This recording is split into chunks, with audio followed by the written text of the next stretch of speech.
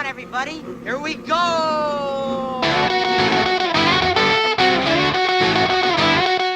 You're mad. Thank goodness for that, because if I wasn't, this would probably never work.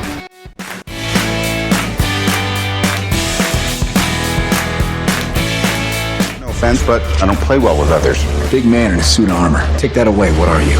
Genius, billionaire, playboy, philanthropist.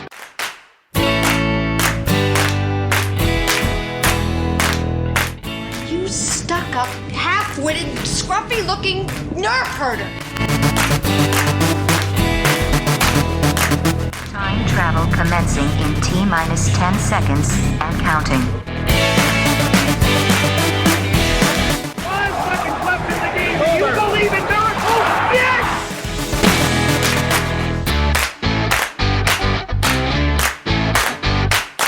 Welcome to the Disney Guys Uncensored, where we explore a lot more than just Disney. This is episode 106, recorded on Monday, March 29th, 2021. We're your hosts, Drew, Bob, Tim, and Jordana. On tonight's episode, we sound the war horn as we gather monsters from film, television, and literature to face off in an epic Mortal Kombat fight to the death.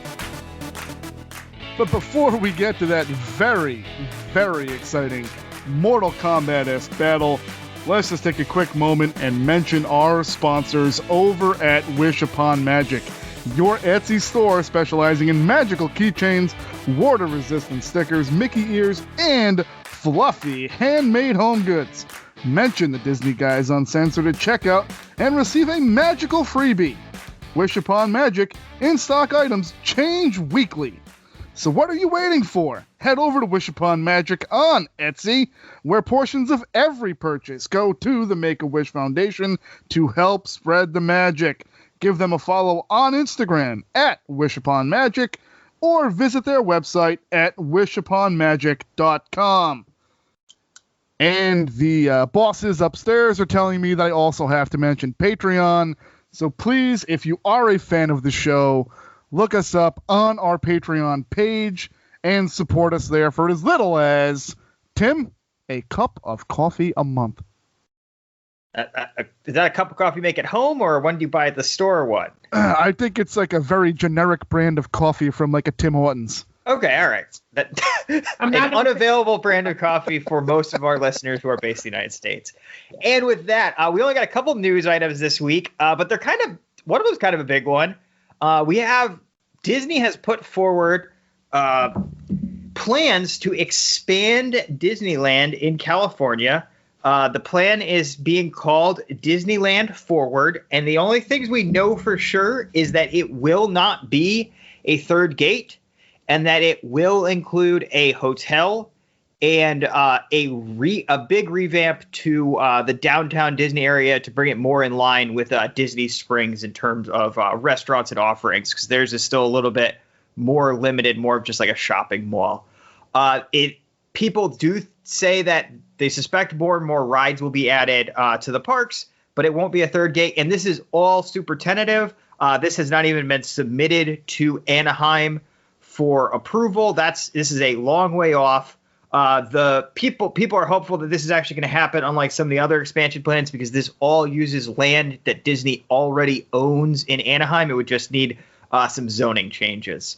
And the only other news item we got this week is a long, long time ago in a Disney Guys galaxy far, far away, there were some refurbishments to the Contemporary that put a heavy Incredibles theming on, leaked back in like 2019.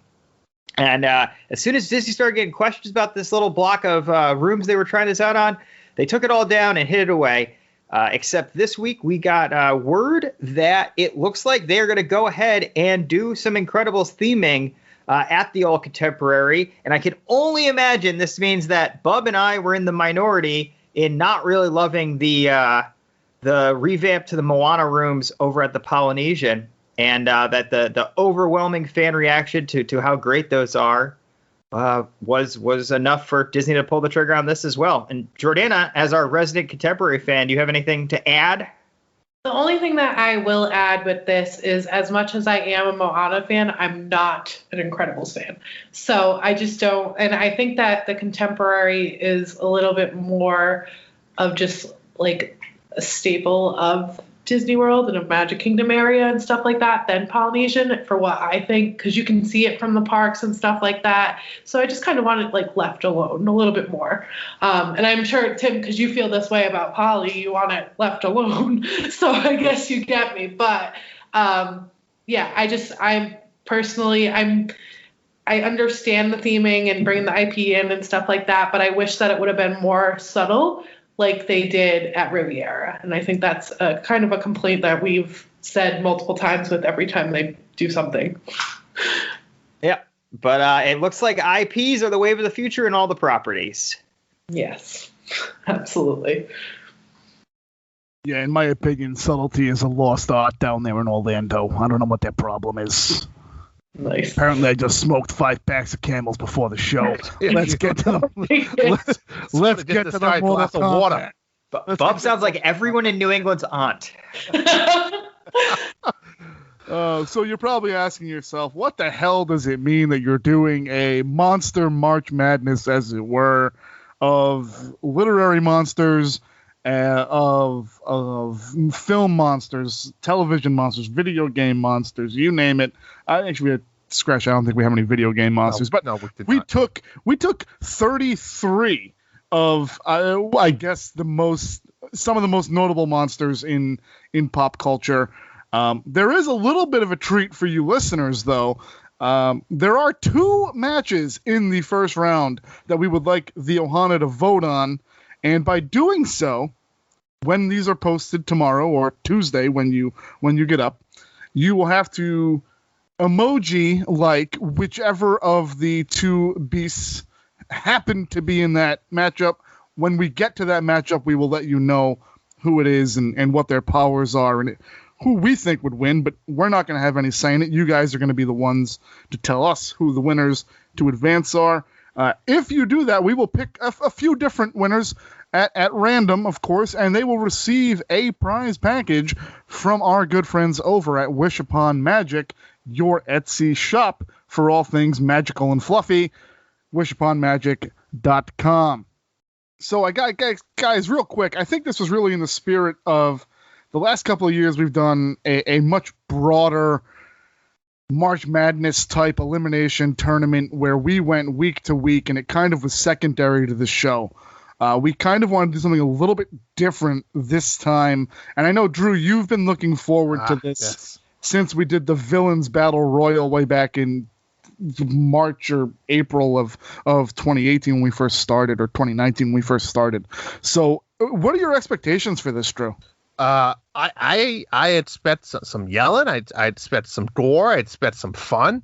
But we did this all the way on episode 11 back in June of 2019, and it was a blast. We did it with Disney villains, and this is going to be different. Where we really kind of focus in on creature type monsters or animal type monsters, rather than the typical bad guy, you could say, or serial killer, right?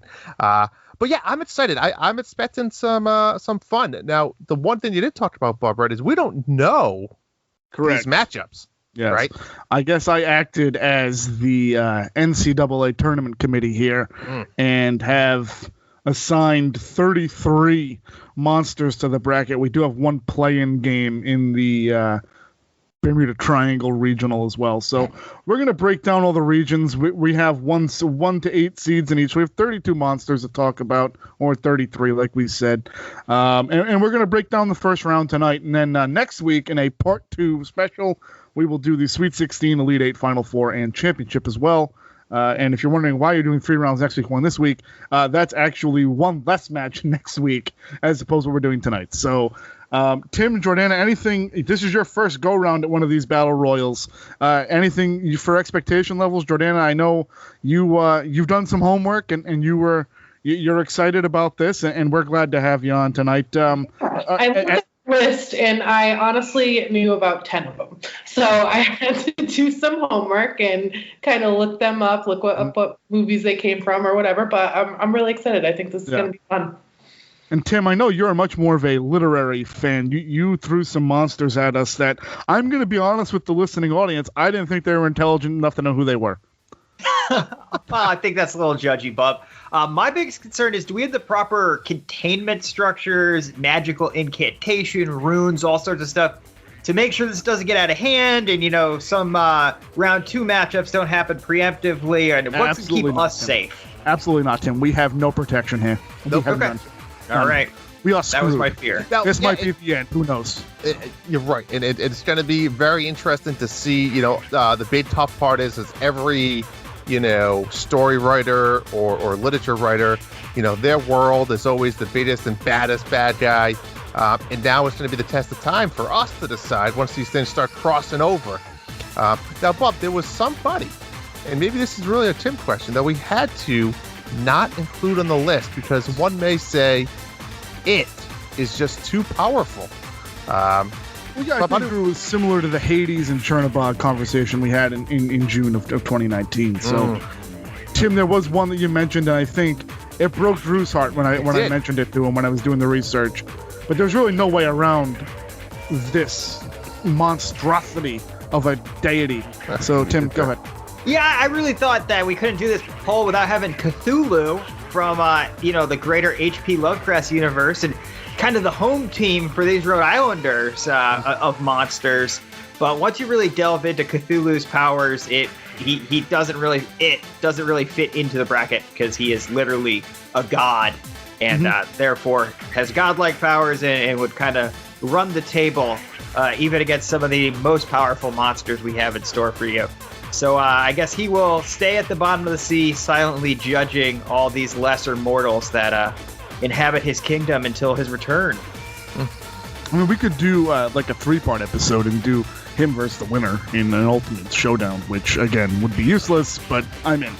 Well, Bob, let's get started. I'm excited. Yeah. Bring us to the brackets. Bring us to the region. Let's go. Let's go right to the Loch Ness region, home to the number 1 overall seed in the tournament. Godzilla, the number 1 overall seed, battling the 8-seeded Shelob. One of Drew's favorites, but when you break it down, it didn't really seem good.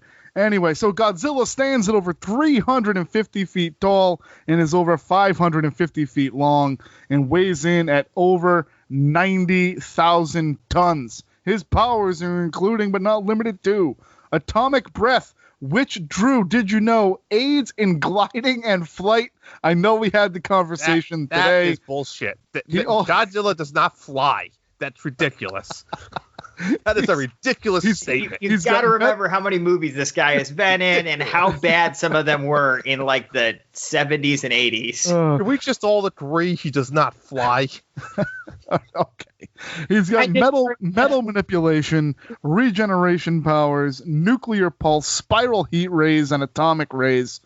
His weaknesses are electricity, cold temperatures, can be outsmarted, and his own powers used or reflected against him.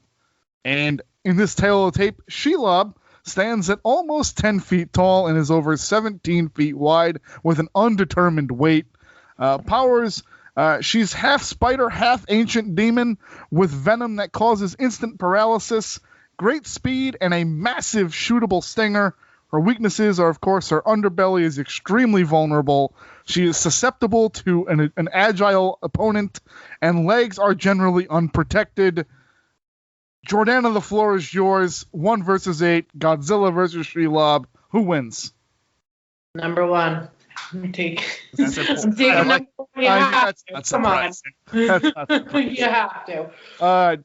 Tim, go ahead. Godzilla versus Shelob. We got a lot of matchups tonight, Bub, and let's just see this bug is getting squashed. Yeah, I mean, Drew, I gotta think, Drew, and I did this to you on purpose, Drew. I know how much you like Shelob, but when I looked at the list of the monsters, it just wasn't. Shelob is my favorite. I love her. Some may say or call her Sauron's cat. Sauron actually knew all about her. And she let her live in the domains of Mordor. Did you know, Bob, Shelob actually eats her children. That's how she grows and stays healthy. She's like the anti-Mike Tyson. She eats her own children. Mike Tyson eats your children. That's right.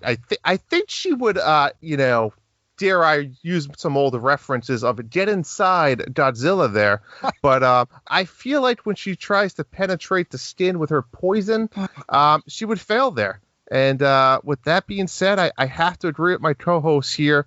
She doesn't stand a chance against the lizard across the sea, Godzilla.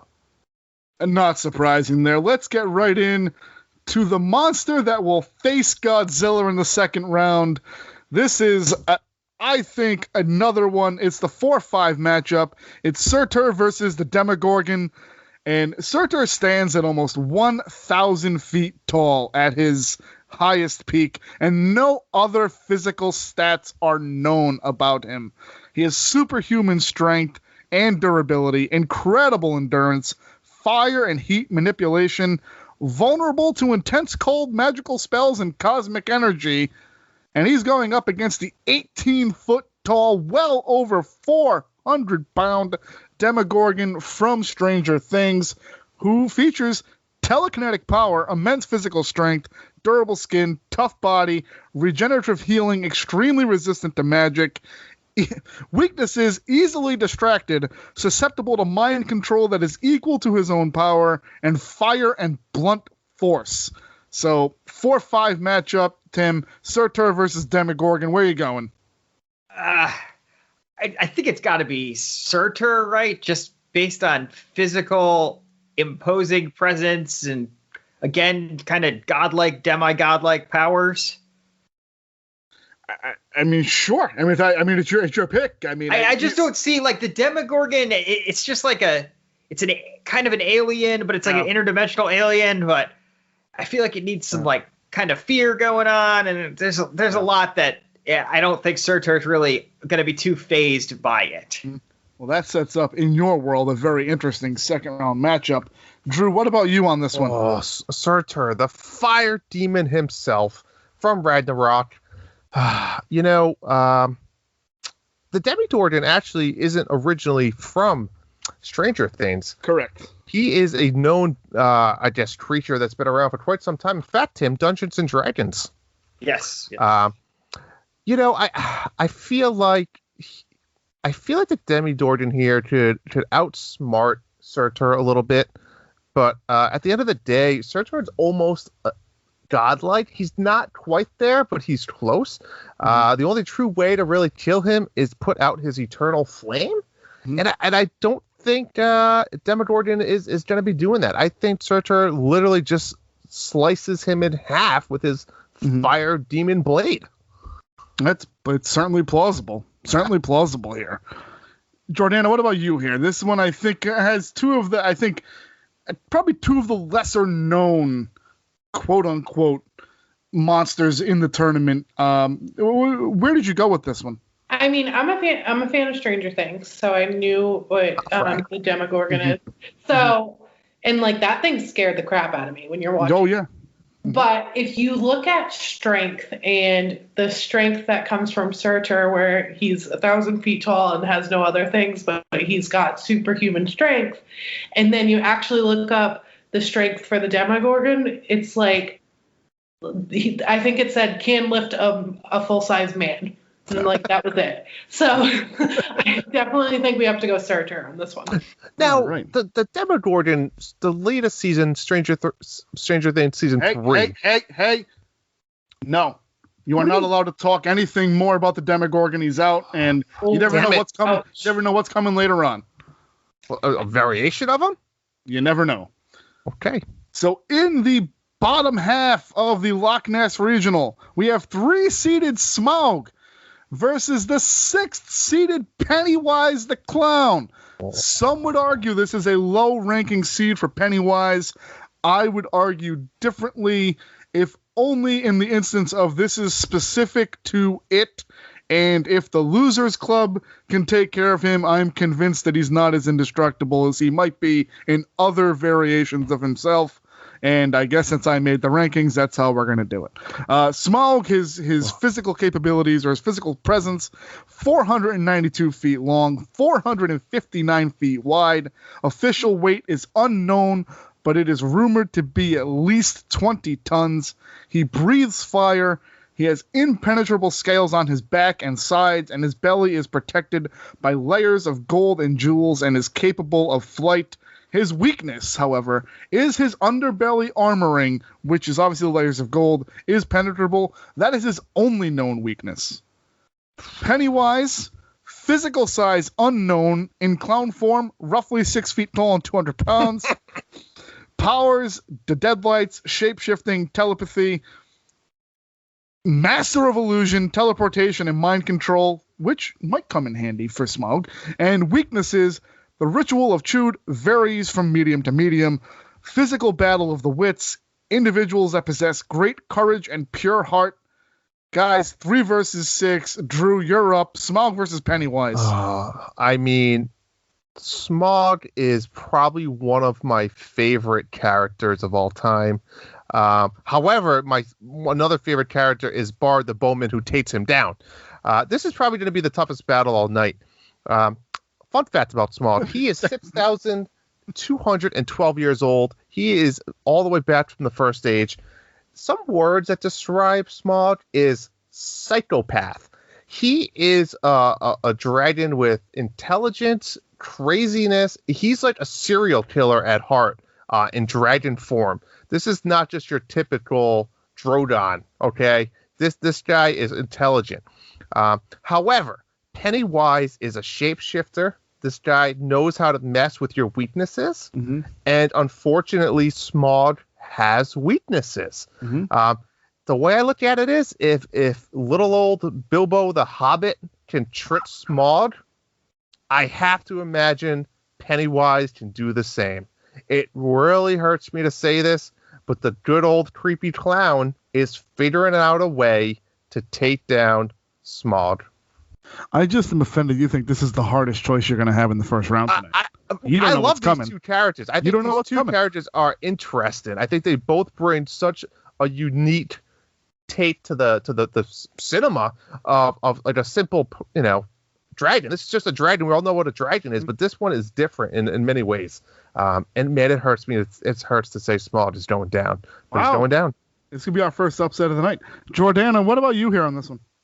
I also agree with the outsmarting and figuring out the weakness and using that as an advantage because, even though Smaug has size and strength, it's just if you have the smarts to beat it. You know what I mean? So I think I'm going Pennywise with this one as well. All right. Tim, are we going to go with 3 straight shutouts to start it off? So I actually was leading Smaug. Despite being a big Stephen King guy, and you specifically said he's the Losers Club iteration. Pennywise certainly becomes more and more powerful as the greater world of Stephen King is drawn out. But Pennywise here is kind of a lesser demon, and he can be outsmarted. And the real important part with this iteration of Pennywise, Robert Gray, whatever you want to call him, is he kind of thrives on fear. And I don't know if Smaug, simply because of what Drew put out, he's an elder dragon. And he's a sociopathic elder dragon. I don't know if it could feed off his fear, because at the end of the day, it is a psychic vampire that is powered by fear. That's shit. I gotta double think this. Tim, you brought up a great point. I think that's the whole beauty of this tonight. Is I didn't really think of it that way. That you're right. He feeds off the fear, and wow. Keep going. I actually am going to go Smaug, and also Smaug has unlimited wealth, so it can be softened up by like physical attacks. So Smaug can just throw endless legions at it to weaken him before he actually has to confront him, because Smaug can just pay mercenaries to do his dirty work. So I'm going to go Smaug. If we were further towards the Dark Tower and the beams were breaking, I probably would have to go Pennywise, but this Derry Pennywise, I think it's Smaug. Drew, I mean, you're having second thoughts. I am having second thoughts. I didn't really think of, like Tim said. I mean, the whole point of Pennywise is shapeshifting into your darkest fear. I know Smaug as a very well character from reading all the books, studying him, watching the movies, and I don't even know what I would say his fear is. I mean, Bard the Bowman, I guess, would be his fear because it ultimately kills him. But even in that scene in The Hobbit, he's not afraid of the bow, and he knows that's the one item that could kill him. Mm-hmm. Tim, I think you changed my mind. I gotta go. Smaug is the winner here. I'm sorry. Luckily, nothing's written in stone on this episode because 3 episodes in. All right. Jordana, you sticking by Pennywise? I'm sticking with Pennywise. Thanks. So, turned into Bilbo. In the final first round matchup inside of the Loch Ness Regional features a trio of dragons versus one of the great unmeasurable villains we have in this tournament. It is Drogon, Viserion, and Rhaegal as the 2 seed versus the Blob at the 7 seed. I see Drew's reaction. He's not happy. So, Jordana, just so you know, Drogon, Viserion, and Rhaegal, all 3 of these dragons are around 230 feet long, 211 feet wide, and stand roughly 70 feet tall on their hind legs, and weights do vary by dragon. They breathe fire, they have impenetrable scales on their body, remarkably controlled and calculating, strength and numbers, and they are fast and agile. Their weaknesses are dragon glass, spears with a lot of force, other dragons, the Hellhorn, as Drew mentioned earlier, an audible signal maker that controls the dragons, and ice spears to the underbelly, as demonstrated in Season 6. And the Blob, size is completely unknown as the 7 seed, continuously grows as it devours its surrounding, paralyzes on touch, extremely slow moving, and susceptible to any cold weather whatsoever is his biggest weakness. So, Jordana, start us off here in the 2-7 matchup. It's the 3 dragons of Westeros versus the Blob. I'm going the 3 dragons. I think that's just the obvious answer here. I think that, I don't know, they're just badass looking from pictures. So they certainly are. They certainly are. That's what I'm going off of this time. Tim, this one for me, trying to do research on the Blob, I had to get him in there. I had to, or it in there, I guess. But when I was doing research, like, there's really not much about the Blob here. So, no. I mean, I don't know what to tell you. Good luck. I'm going to go to Blob. Like, I'm going to go to the Blob based purely on, like, how valuable the dragons are. Like, isn't the whole point of the dragons in Song of Fire and Ice that, like, they are built up in the mythology as these super weapons, but then when it comes down to it, they're just as valuable as any other weapon. And the Blob, like, I don't see them shooting their fire isn't really going to do anything to it. I think the Blob's going to keep going until it wears them down, and then it's going to absorb one of them and get more powerful. And I don't know. I think the Blob's a cool wild card, and I don't really see how the dragons really can beat the Blob. Plus, Steve McQueen. So I'm a much bigger fan of the earlier version of the Blob than I am of that the newer one. I think, Drew, you're more familiar with the 80s version of the film. Drew, tough one for you here. I love the Blob. I am like a Blob fanatic in a weird way. And I obviously love Game of Thrones, but this is a tough one. I mean, you put these 2 together smartly in a way. 3 dragons. Obviously, you want them to go fight Smaug here. However, the problem is you compare 2 monsters that counter-react each other. Mm-hmm. The main weapon for dragons is their fire. Fire does nothing to the Blob, right? Like Tim said, the Blob strives off flesh, right?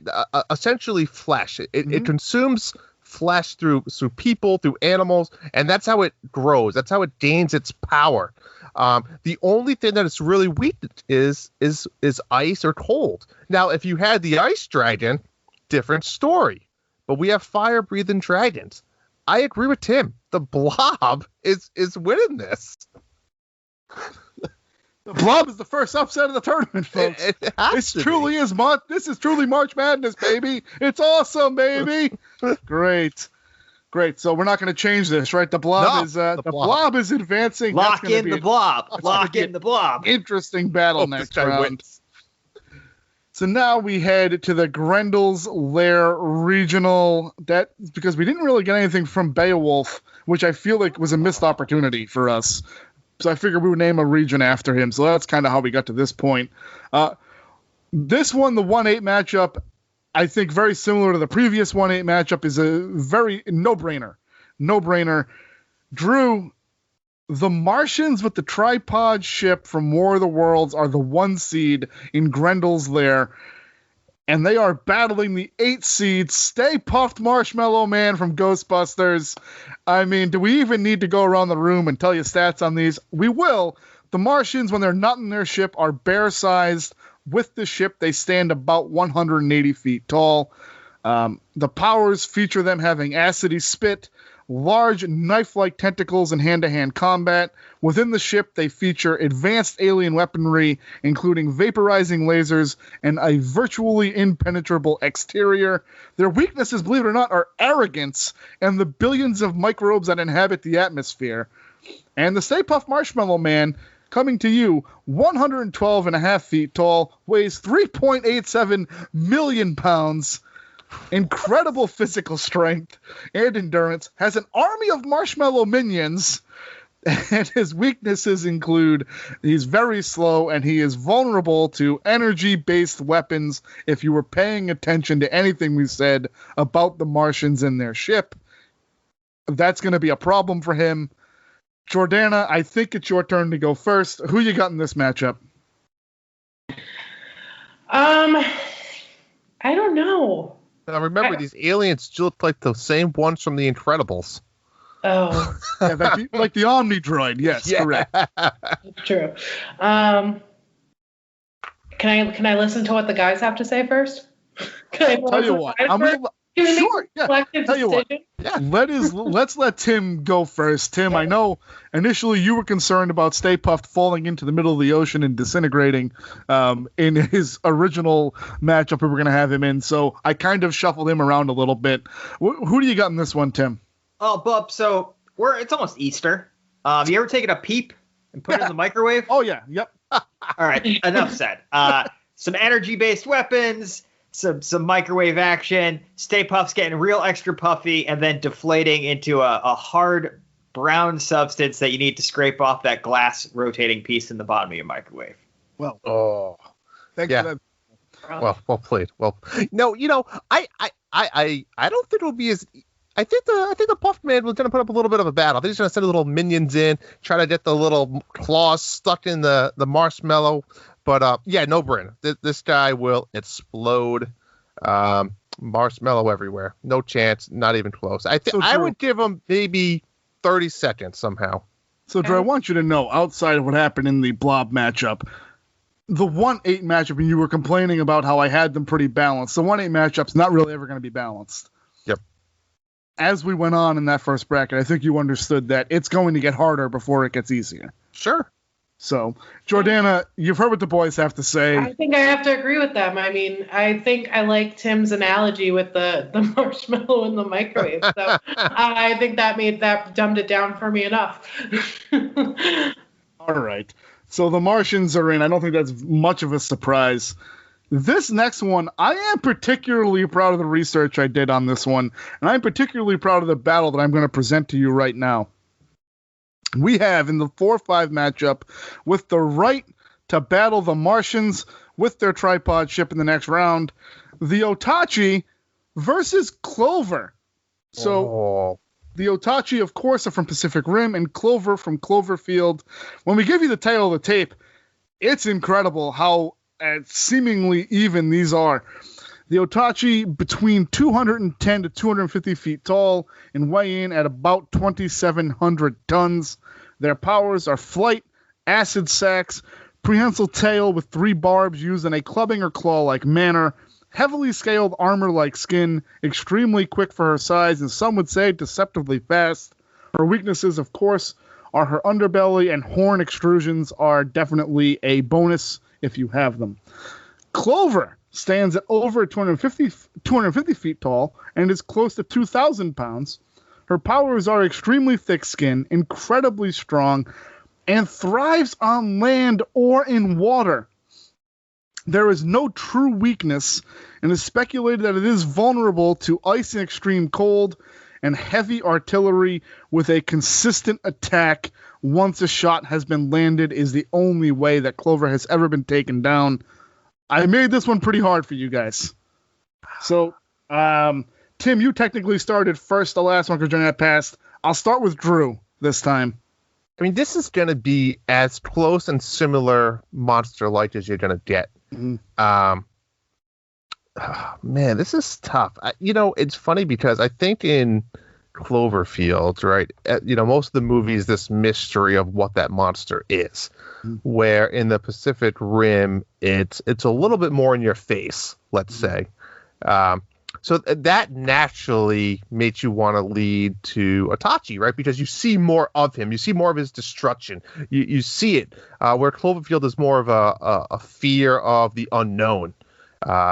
So that alone makes it tricky. Now, some of the facts you throw out there, though, makes the Cloverfield monster seem a little bit more indestructible, a little more diverse.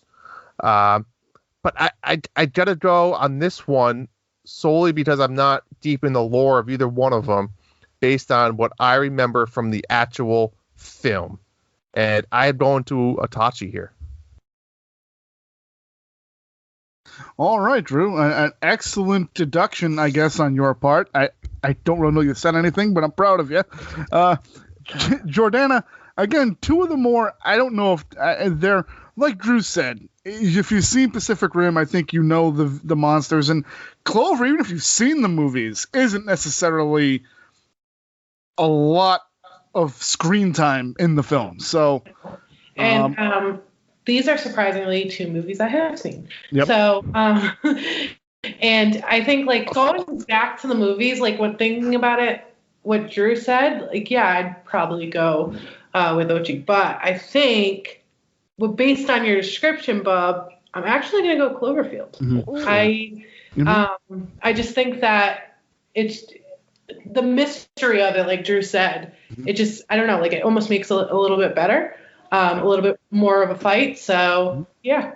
Well, it's interesting. One thing I should mention, in order for them to even remotely stop Clover in the film, is they pretty much just bombed the crap out of New York City and pretty much excommunicated New York City from the world. I mean, they pretty much obliterated. I mean, so it wasn't necessarily that they took down Clover as much as they just kind of isolated her on an island. I mean, so Tim, really quick, can we just rephrase what Jordana said? Out of all the movies that we're talking about tonight and monsters, those are the 2. she's seen these 2 films. I've seen a couple of them, but like, and there's nothing wrong with these films. It's just when you put them up against some of these the most notable monster movies in the history.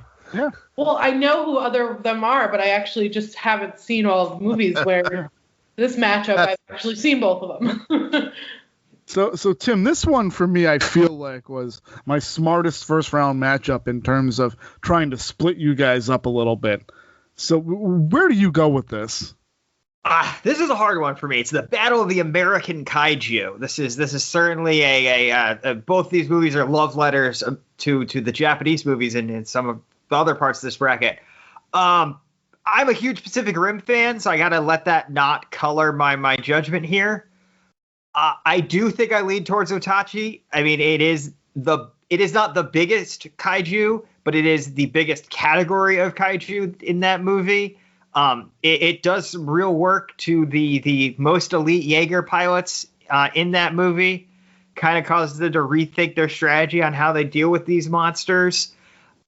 And as you said, like Clover does cause them to bomb New York City and declare that city lost, but Otachi and the rest of the kaiju kind of reshaped the world as we know it in the Pacific Rim timeline. And lead to many cities being like that. And in fact, I recommend if you have any interest in Pacific Rim and you aren't watching Netflix, excellent Pacific Rim: The Black series that just came out a couple weeks ago.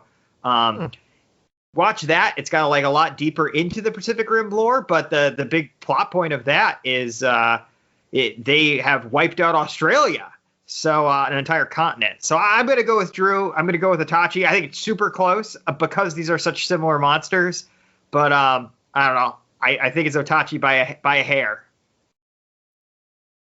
Hey, you know what? That's why we have the battles, guys. That's why we have the battles. So the next battle, the 3-6 matchup, I honestly thought was going to be better in my head until I did the research, and then I kind of said, I don't know what I did here. So we have the 3-seeded Rodan from Rodan and Fields. No, he's not Rodan and Fields. But versus the 6-seed Taruk Makto from Avatar.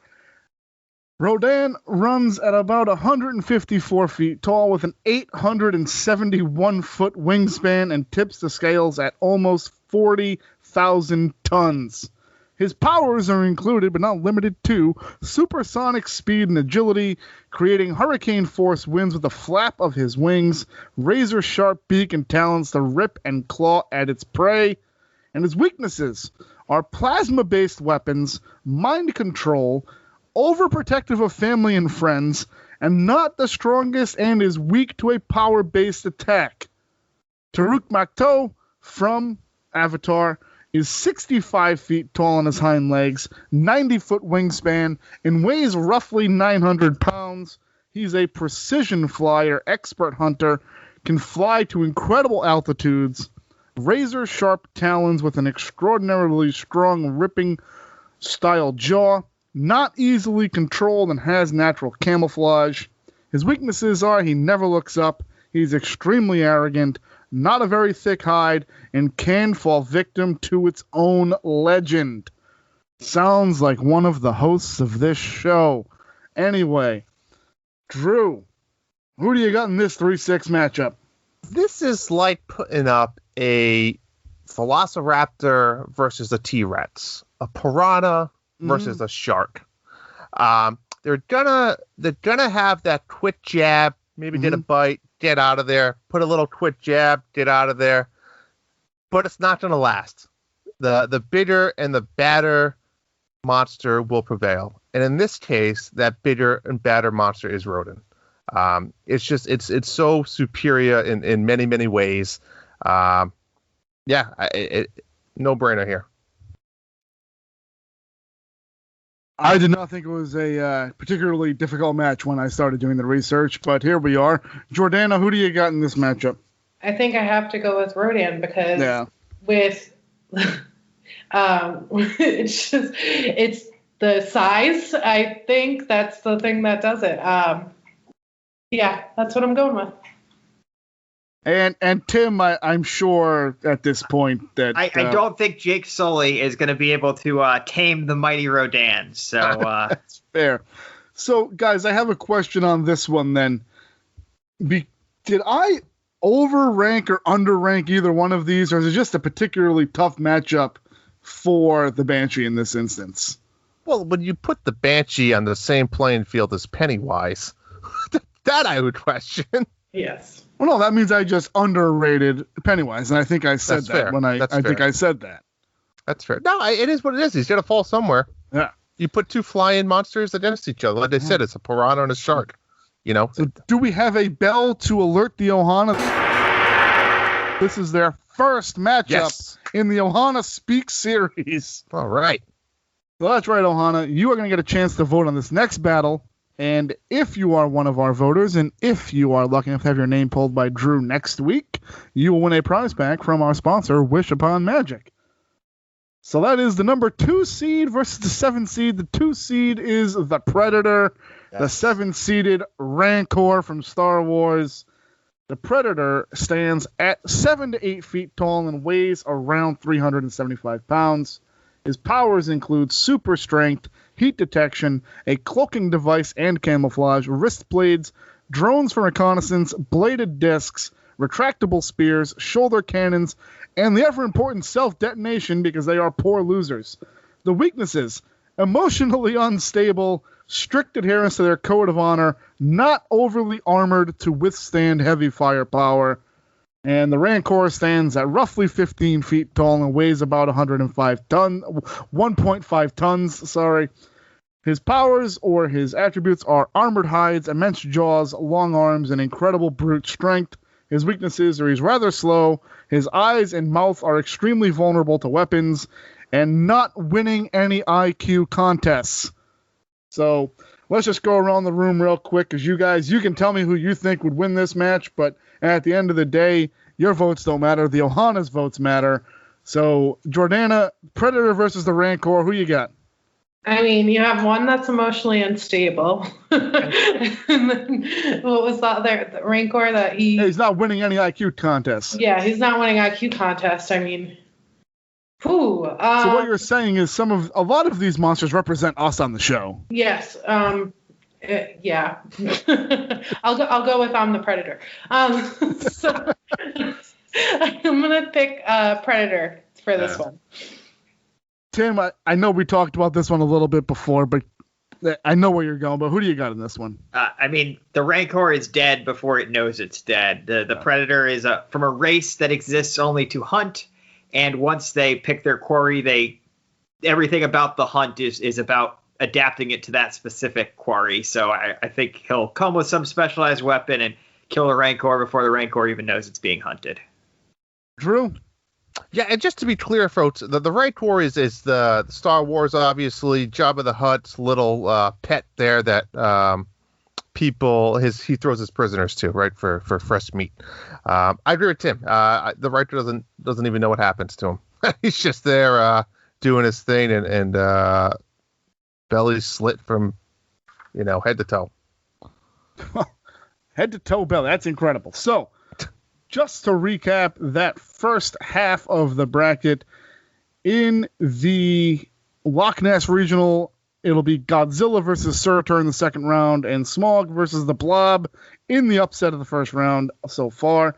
And then in the region we just spoke about, we have the Martians versus the Otachi in the second round, and Rodin versus somebody in the second round. Could be Predator, could be the Rancor. So we are now headed to the Devil's Staircase Regional, where overall number 2 seed resides as the 1 seed in the bracket. And this one was just to screw with Drew again. I don't know if you guys have noticed what I've done to Drew so far today. We have King Kong as the 1 seed and the number 2 overall seed in the tournament versus Audrey 2. Ha! So, give you a quick rundown. King Kong stands about 337 feet tall and he weighs 158 tons. He is immune to radioactivity. He absorbs electricity. He is highly intelligent, immense physical strength, durability, and stamina, incredible climbing ability, surprisingly quick and agile. His lack of body armor, no healing ability, and fire are his primary weaknesses. And Audrey 2 stands at anywhere between 60 and 80 feet tall and over 1,000 pounds. Powers include telepathy, mind control, large vines for grabbing, highly intelligent, and protective outer skin. Weaknesses: it requires human blood to survive, not very mobile, very slow when she does move. Of course, Audrey 2 is from Little Shop of Horrors. Drew, I'm going to make it. Go ahead. It's a real Sophie's choice for you. Giant plant and giant gorilla. I mean, there's not much else to say except I'll make it simple. I'll make it short. Hey, did you know Audrey 2 has 8 forms of plant life? Yep. From the little Venus flytrap to the monster building size walking through New York City or wherever the hell they are. Yeah, King Kong will ends up eating her. He will eat Audrey 2. Rip her in half, eat her. Similar to the scene where he eats the Kraken in Skull Island. Slurp up the vines. Done. Slurp up the vines. That just something about that doesn't sound right. Jordana? I mean, I have to go Kong here too, because I just think that Audrey to obviously can't, even at the most advanced form of the 8 forms. But he's also one of the most intelligent monsters out there. And based on, he's might be a little bit more emotionally stable. Certainly, yes. And just has the intelligence to fight off anything. So I think I'm going to have to go Kong. All right. Tim, surprise me here and take the plant. King Kong's not getting upset, but Audrey's getting uprooted. Oh. I mean, I want to boo you for that, but well done. I want to boo you for that, but I'm not going to. All right, so we agree that King Kong clearly, again, the winner by unanimous decision or knockout, I guess, or uprooting if you're Tim. So in the 4-5 matchup, we have the originator, Godzilla, the precursor to Godzilla, the beast from 20,000 fathoms, the Rattasaurus, versus the Jabberwocky. This is going to be a fun one. Let's get right down to the powers that be. The Rattasaurus is 30 feet tall, 200 feet long, and weighs over 500 tons. He has venom-containing fangs, a supersonic roar, a very thick hide, and is impervious to bullets.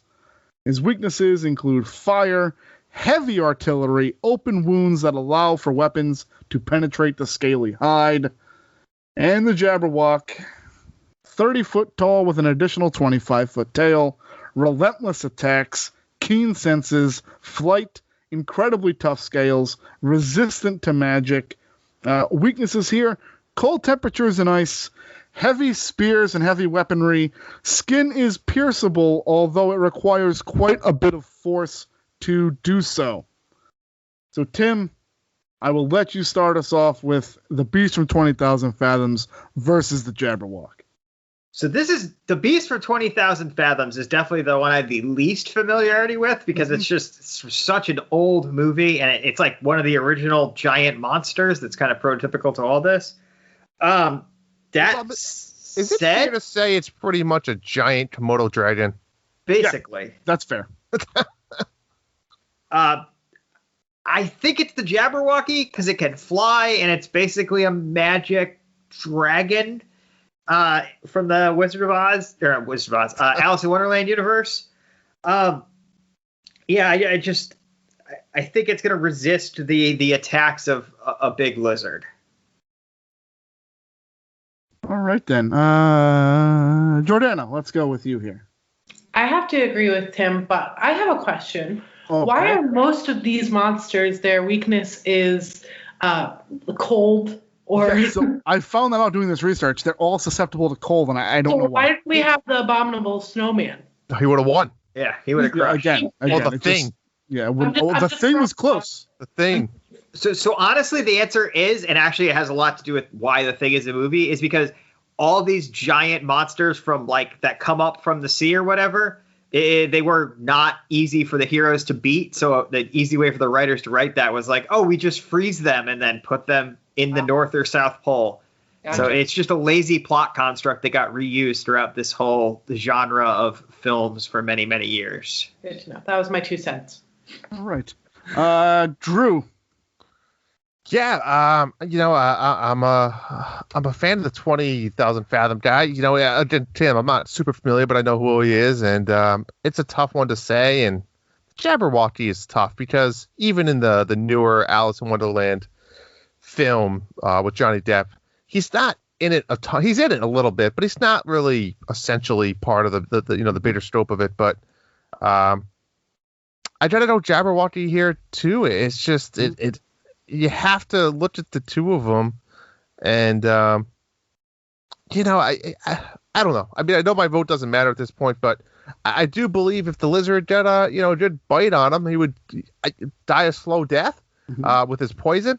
I feel like here the Jabberwocky wins, but in the process he dies. So I feel like they both die. However, just matters who dies first. I believe the lizard dies first. There you go. So the Jabberwocky gets his magic potion and advances to the next round. That's it. He gets resurrected. All right. So let's ring that Ohana bell one more time. One that I'm particularly proud of here in the 3-6 matchup that I made Drew go make a battle card for is Jaws as the 3 seed versus the 6-seeded Lake Placid Crocodile. Jaws is almost 30 feet long and weighs about 3 tons. Massive bite strength, incredibly fast, plus agility, very thick skin. Weaknesses: exploding oxygen tank, the gills are unprotected, and does not know when to swim away. And the Lake Placid Crocodile tips the scales at 32 feet long and about 10 tons. Powers include being an expert hunter, speed that can kill, incredibly strong, capable on land and water. Weaknesses are grenades, heavy firepower, and not as agile as you would expect. So, guys, again, nothing matters here from you guys. But, Tim, who would you take in a Jaws versus Lake Placid Crocodile? I'm taking Jaws. Good old Bruce. That's right, Bruce. Jordana, what about you on this guy? Who would you take here? I'm taking Jaws as well. I'll leave it at that. All right. We don't want to dwell here on the Ohana picks, all right? Drew, who do you got? Foolish. No way. Lake Placid Crocodile, 10 out of 10 matches. I mean, that guy's going to sit on the shaw, and Jaws is going to be an idiot and try to, get up close to him, and that's where he's going to win. When he's on land and Jaws is going to be in shallow water, game over. Done. I just think the unfortunate thing here is neither one of them will throw a grenade or an exploding oxygen tank at the other. So that's fair. That would be fun. That's fair. All right. I mean, didn't Lake Placid take out a helicopter? Oh, yeah. He was no joke. He was no joke. No joke. But I think we all know the real weakness here is a bored teenager with a plastic gun that also paradoxically has an electrical cord running from the stock to the boat that it's attached to. And poor maintenance is what ended up doing Jaws in. No, in the end, Tim, it was beauty that killed the beast. Oh, literally you did there. Literally you did. I wish this was a 3-way triple threat match with Anaconda. Okay. Well, moving on. The number 2 seed in the Devil's Staircase region is, I think, apropos and might be the biggest threat to Kong in this region. It is the Balrog versus the 7-seeded Tarantula from that classic 50s horror film, Tarantula. The Balrog, Andrew, you can correct me here, but the only thing I could find for height was he is over 15 feet tall and his weight is unknown. He seems much bigger in the film, but I don't know if it's just perspective or not, but that's all I could find officially. Peter Jackson. Yeah. And his powers include his black axe, his whip of flames, immense physical strength and agility, and his weaknesses are magic and attacks from overhead, which doesn't really help the Tarantula. But Tarantula is over 100 feet tall, he is 50 feet long, and weighing well over 3 tons. His powers include super poison, super strength, super speed, and a virtually impenetrable exoskeleton, and his weaknesses are napalm, explosives, and high-intensity flames. So, Drew, go ahead first here. I see what you're trying to do, right? Virtually impenetrable. A high resistance to flame. No. He is susceptible to flame. Oh, okay. I'm sorry. Yes. It's irrelevant. The Balrog is just going to toy with him. He's going to cut off his legs, let him just sit there, twiddling his thumbs, not be able to do anything, and just let him die a slow death. It's not even. This isn't even a fair fight. I'm done. Balrog, all the way. Okay. Tim, what about you on this one? I don't know. Maybe the tarantula shoots a web thing and he wraps up the Balrog and we get that false shot for 2 seconds and the Balrog just busts the web off and then whips all the tarantula's legs off with his fucking fire whip. Yeah. It's a little salty tonight. A little under the weather, folks.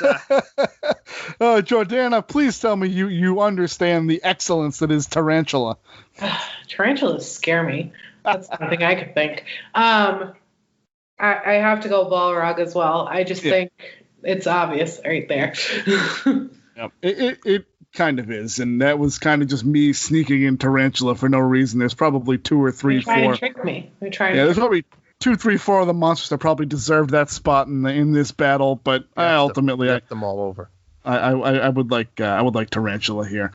So very exciting. We have our first and only play-in matchup of the tournament as the 5 seeds in the Bermuda Triangle Regional. As I couldn't decide which one deserved to be here more or which one deserved it less. So we have a matchup of the Indominus Rex versus the Hungarian Horntail from Harry Potter. The Indominus Rex is 44 feet tall, weighs 3,000 pounds. Supreme intelligence, camouflage, speed, increased endurance, super strength, night vision, heat sensing ability, thermal invisibility, and an incredibly strong jaw. His weaknesses are he cannot swim. Larger predators, if they go undetected, can defeat him. And he's not fond of extreme heat or extreme cold, but is adaptable based on his frog DNA. Come on, you people need to laugh a little. The Hungarian Horntail is 50 feet long and weighs about 1,500 pounds. He has fire breath that he shoots up to 50 feet. He does have flight. He flies at a subsonic speed. He has a screeching scream, spiked tail, horned head, and thick armored skin. If anything, he is overly aggressive, he is weak around the eyes, and his underbelly is susceptible to sharp objects, which seems to be a developing theme for these dragons. Jordan, let's start with you here in the 5 versus 5, the play-in match. And just so we're clear, folks, the winner of this 5 versus 5 matchup battles the 4-seeded Mothra in this regional. So, Indominus Rex versus the Hungarian Horntail. Jordana, go ahead. I'm going Hungarian Horntail. I don't know. I think he's badass. And I think that from what I've seen in my research, I think that he would win. Listen, that's your right as a voter. Right. That's right. Drew, where are you going with this one? Yeah, I'm going a different direction here. I'm going Indominus Rex here. The Indominus Rex was genetically created. This isn't a something, killing machine. It has the heat sensor, which a dragon is going to be naturally giving off tons of heat. Camouflage, so it can sneak up on it when it's not really paying attention. And it's fierce. It's deadly. I wouldn't want to mess with it. Indominus Rex. Okay. Very good. Tim, what about you? You're the tie-breaking vote. Very rare tie-breaking vote here, Tim. So I think this is a different archetype of dragon than Smaug. This is not your hyper-intelligent, sentient elder dragon. This is basically winged dinosaur. And unfortunately, its opponent is genetically modified killing machine dinosaur, bred as a literal weapon. And I got to go with Drew. I think it's smarter. I think it's probably less powerful, but that doesn't matter because it has such an intelligence and adaptability advantage where it's going to camouflage, it's going to lie in wait, and it's going to take that thing out when it gets the opportunity. Well, that's fair. That's a very fair point. So we'll see the Indominus Rex in a little bit.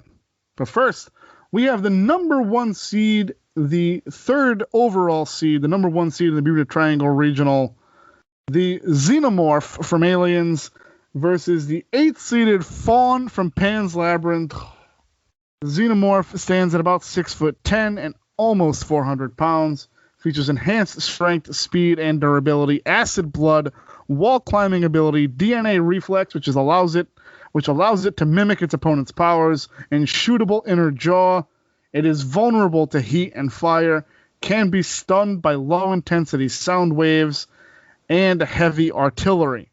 The Fawn from Pan's Labyrinth is about 7 feet tall, weight unknown. He has a dagger, a superior intellect. He is a master negotiator, whatever the hell that means. He has a natural camouflage, enhanced strength, and Drew, just so you know, he brought the Pale Man as a henchman, and that Pale Man is presumed to be immortal.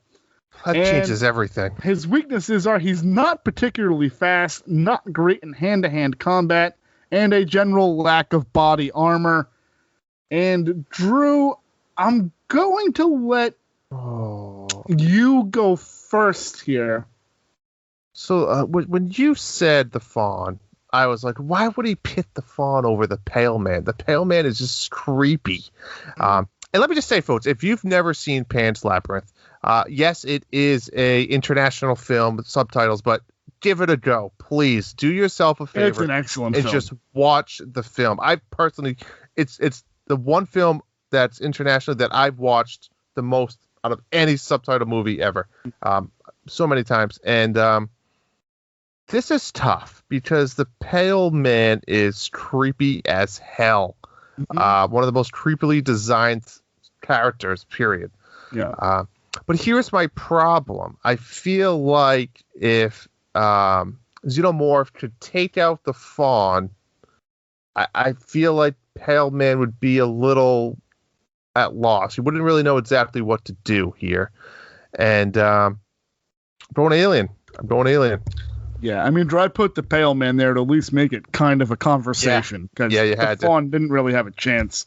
Agreed. Jordana, are you familiar with the Fawn from Pan's Labyrinth? No, but you're missing out. I will have to check it out based on your recommendation, I guess. Yeah, no, I think I'll go. How do you say his name? Xenomorph. Yep. Yeah, that just makes more sense, obviously. Yeah, no, I mean, again, it's fun. I feel like we had to lowball the other opponent no matter what. So yeah, if it makes you feel better, Jordana, he was kind of a Disney character in the Great Movie, right? So you could say you picked it because he's Disney related. That's about as close as we get to Disney here tonight. That's true. That is about as close as we get. So, Tim, I don't know that it's a surprise that these two guys are here. I can't imagine that you're not going Xenomorph. I am also going Xenomorph. I think it would be neat. I think that like they kind of both stealth around, but in the end, Xenomorph comes down to hand-to-hand combat, and Xenomorph shooting that extendable jaw through the Fawn's face, and that's the end of that. And now, to Drew's point, the matchup is Xenomorph versus Fawn. So if the Xenomorph gets the drop on Fawn and kills him, it doesn't really matter, the Pale Man, what he does, because the matchup is over. Correct. You know, even if the Pale Man later kills the Xenomorph gets its potion, and we move on to the next round. That's right. Well, it's very similar that if the Stay Puft Marshmallow Man's little marshmallow minions had somehow infiltrated the Martians, but the Martians still killed Stay Puft, the Martians move on. Okay. Lost of words there. The 4 versus 5 matchup, we already talked about it, about who it is. It is Mothra versus the Indominus Rex, and I'm actually looking forward to what you guys come up with here, because this on paper is a pretty interesting matchup. Mothra, 52 feet tall, 803 feet long, wingtip to wingtip, or wide wingtip to wingtip, high-pitched screech, supersonic flight, scales that reflect attacks back at her adversary, creates powerful windstorms with her wings, antenna laser beams, poisonous stingers, can be defeated in battle but is immortal, and kamikaze attack, once set on fire, barrels into its opponents. Not heavily armored, energy-based attacks, and water, and the more she does do the reflect attack, the more she loses in terms of her ability to fly. So that's against the Indominus Rex, which we've already discussed here tonight. So guys, let's start with Tim, since I know he's probably the biggest Godzilla cinematic universe fan we have on the show right now.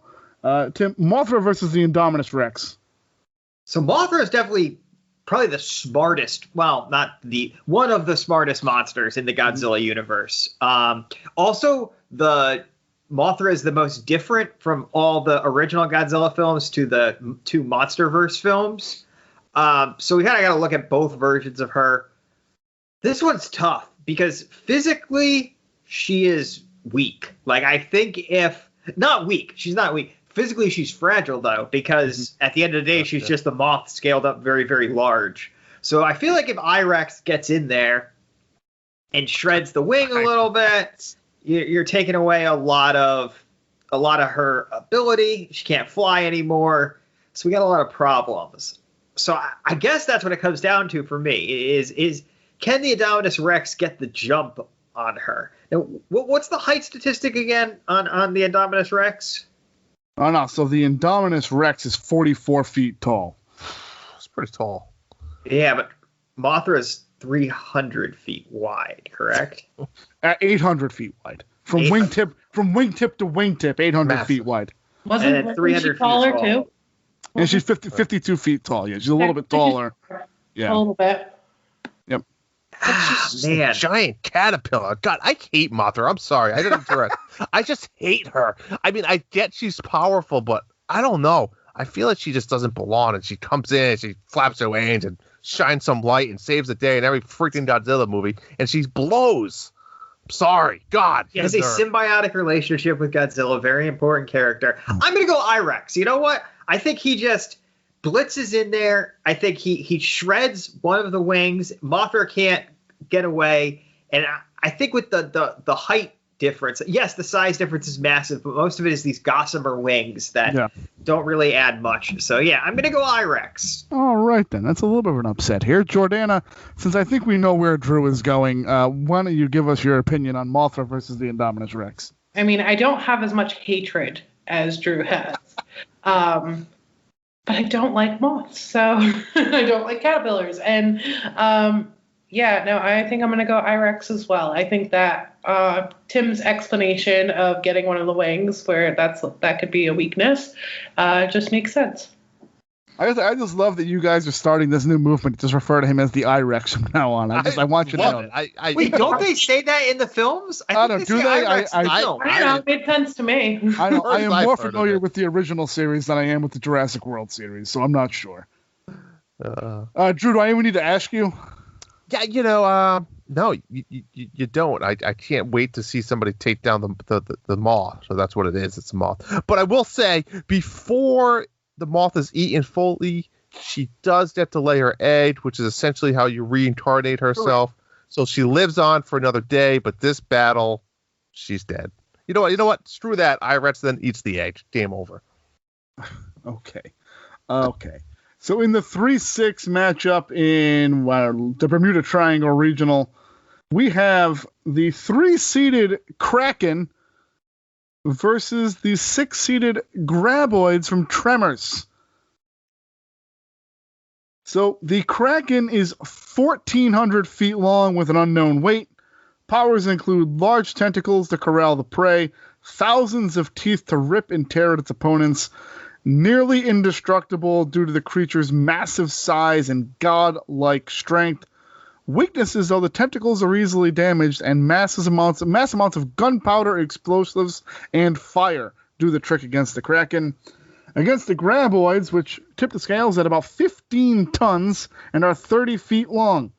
Their powers and/or attributes include armored hides, acidy spit, enhanced sonar-based hearing technique, 3 serpent-like tentacles, large jagged teeth, horn projections on upper and lower level jaw area, not intelligent, easily confused, no eyes, which leads to crashing into things, and heavy artillery are what can take down the Graboids. Jordana, Kraken versus Graboids. Sounds personal.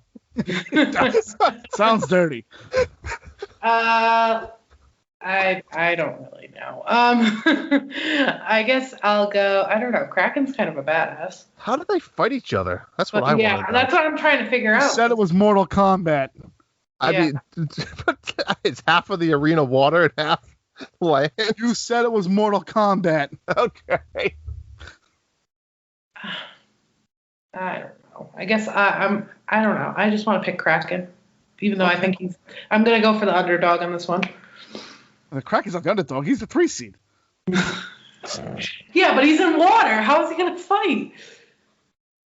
The Graboid's an idiot. All right. Probably just float out there and get eaten. That's true. Go to the right, fair. I guess I picked the right one this time. Oh, boy. Tim, I guess this is the most confusing battle we've had tonight. I'm still just unclear. I'm visioning like a turtle aquarium where there's like a sloping rock that takes up half. Why are we so concerned about this? Because I want to know how they fight. And also, the Graboid literally looks like a Kraken with the tentacles cut off. And it's a worse sandworm than the one that I wanted in this poll. So I got a lot of feelings. But Yeah, end of the day, I gotta go the Kraken. It's more iconic, it's more powerful, and it's smart. Whereas the Graboid's defining thing is it's dumb. It's literally brainless, and it's just a ripoff of a cooler sandworm from Dune. You people disappoint me. You know, the Tremors are so much more than you give them credit for. I fear these people today. You know, we used to play the Tremor game where you had to go on the couch and you couldn't go on the floor because the Tremor would get you. Oh, man. I mean, Tremors. They figure it out. They're not as dumb as you think. They are based off of sound and sound waves, and that Kraken is going to be turning up a storm, and that thing's going to come up from under the sea and devour the Kraken. Done. Okay, well, the Kraken advanced. Okay, let's move on. There we go. Okay.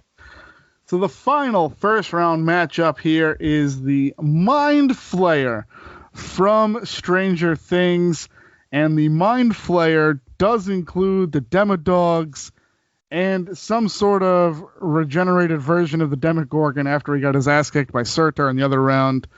And he is battling perhaps Drew's favorite villains on this whole thing, 3 Ringwraiths or Nazgul members from Lord of the Rings. 3 of them, but not the Witch King. Oh, come on. That was my first question. Sorry, not the Witch King. The Mind Flayer is over 50 stories tall. The weight is unknown. Weather control, high intellect, enhanced endurance, enhanced strength, telepathy, vine production, biokinesis, and power absorption are just some of his many powers. His weaknesses are he is susceptible to mind control, fire and heat, and energy rays. And the Nazgul are around 9 feet tall with an unknown weight. Their powers include sorcery, extremely fast, otherworldly perception, invisible at times, the black breath, which leads to a coma and death, and they all carry Morgul blades, and that blades that break off in the wound with shards working towards the heart of its prey. Its weaknesses also include fire, the barrow blade, which cancels out the Wraith's magic, allowing physical blades to do incredible amounts of damage. Drew, I'll start off with you here. The Mind Flayer with his little minions versus the Nazgul, 3 of them. Do they have their fell beast dragons? They have their horses. What? Why can't they have their fell beasts? Because I was sick of looking up friggin' dragons. That's why. Is the Mind Flayer of flesh? Yeah. Yeah. Okay. I wasn't. That's the big one in the sky that kind of reminds me of Cthulhu in a weird way. Yeah. Okay. Yeah, but then it goes in the mall. That's right. It does. It's a big. He That's right. I remember the now. Rats that all die and meld together, and they become that weird-looking thing in the hospital. And so the Nazgul are interesting creatures, right? I mean, I could talk a whole podcast about them, and you don't want to hear that. Let's be honest. Nope. Nobody wants to, thank you. You know, for God's sake, this one blows. I don't know. I mean, it blows in a good way. I mean that I commend you. All right, so the Ringwraiths are obviously taking out the little dog pets. They're going to take out the Demogorgon. It's the Mind Flayer that makes me a little nervous. The Ringwraiths have never moved with speed, right? That's not what they're known for. They're kind of known to just creep you out and attack. I just don't know if they have any weapons big enough, especially without their fell beasts, to really take this Mind Flayer. They don't really have. I mean, they have a little bit of magic, but not direct magic. Good Lord, I'm trying to put all of my love for Lord of the Rings aside here, but I don't know. Shit, do I have to go first here? Oh yeah, yep, you do. Oh, and also you used your one change already, so if someone changes your mind, you can't use it. It's a new rule that just came in right now. What are the 2 seeds of these? What rank is the Mind Flayer? The Mind Flayer is a 2 seed. And the rates are 7? Yeah. Damn it. I gotta go Mind Flayer. God damn it, Bub. I hate you for that. I'm trying to be realistic here, folks. Okay, I'm sorry. All right. Jordana, let's go with you next. I'm going Mind Flayer as well, and I don't think it was as difficult as a decision as you Drew obviously don't know the Nazgul. You Okay. you need to look at the ranking a little bit better. Drew, if Drew, if it was the Witch King, would you have gone Ring Wraiths? Yeah, if it was the Witch Chain and they had their Fell Beast, yes, 100%. It was one The or Fell the other. Beast would have put it over. I think just the Fell Beast alone. If they had Superman and a tank and a giant robot and Mecha Godzilla, they would beat them up so bad. And they had the Martian One Manhunter Ring. came down and hung out with them for like You know what? 3/10 of the movie. Maybe we should have just had Sauron in here then, all right? All right, and Bob, in case you're wondering, minds are being flayed. Yeah, clearly. Some spooky Tim. boys are going away. All right, so that concludes our eastern side of the bracket. That is going to be King Kong versus the Jabberwocky in round 2. It'll be Jaws or the Lake Placid alligator versus the Balrog, or the Lake Placid crocodile versus the Balrog.